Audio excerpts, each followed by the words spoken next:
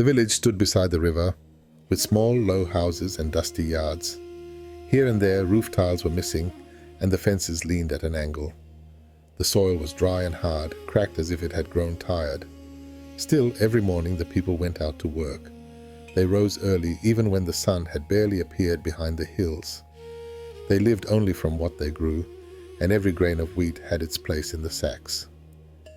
Every year after the harvest, traders arrived from the city. The rattling of carts and the pounding of hooves could be heard from far away.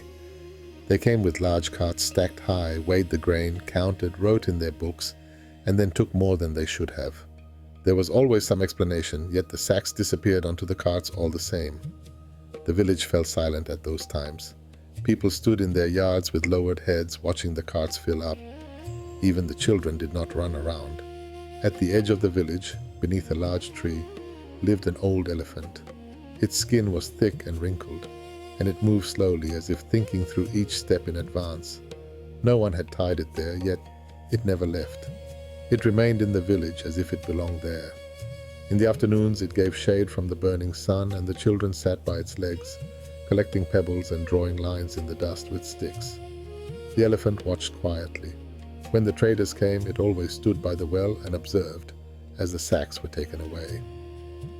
One day the traders arrived in greater numbers than before. The carts were larger and whips hung at their sides. They loaded quickly and impatiently. They did not look around or stop to talk. The sacks were lifted onto the carts one after another. Nothing was left in front of the houses. Even the smaller piles were taken. Around the well everything became empty, and only dust drifted through the air. Then the elephant began to move down the road. It did not run, but its steps were firm. The ground trembled slightly beneath its weight. It stepped in front of the first cart and gripped the wheel with its trunk. The cart stopped at once. The others behind it were forced to stop as well, and the horses snorted nervously and scraped the ground.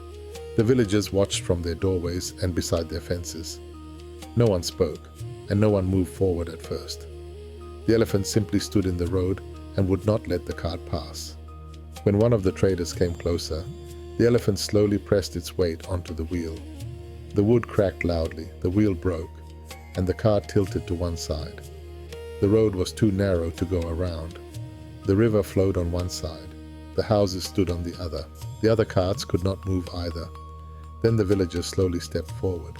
They did not run or shout. They walked to the carts and one by one took back the sacks. They placed them on the ground and carried them toward their yards. At last the traders did not stay any longer. With empty carts they turned back toward the city. The dust lingered in the air behind them for a long time. The elephant walked back beneath the tree and stood in its usual place. Slowly the children dared to come close again. That evening there was grain once more beside the well. The women adjusted the sacks, and the men sat quietly in front of the houses. Light shone from the windows, and the village no longer seemed so small. The elephant's shadow stretched long across the ground and lay motionless over the road.